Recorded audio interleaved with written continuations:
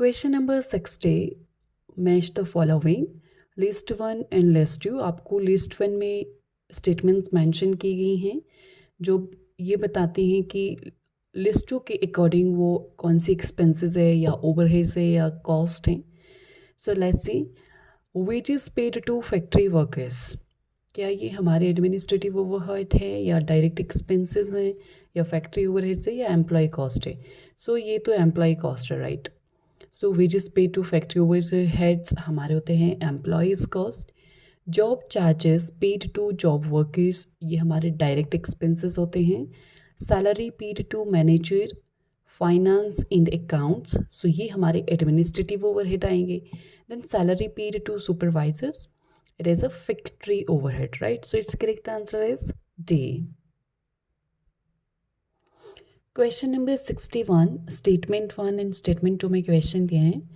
So statement 1 बता रहे हैं कि material cost of abnormal scrap defectives should not be included in material cost but treated as loss after deducting the realizable value of such scrap defectives. So yeah, it's a correct statement. Second statement है, the material cost of normal scrap defectives which are rejected shall be included in the material cost of excisable goods manufactured. Again, this is the correct statement. So its correct answer is E. Both the statements are true. Question number 62. A company forfeited 700 shares of rupees 20 each, on which rupees 10 per share were paid. Of these, 200 shares were reissued at rupees 18 per share.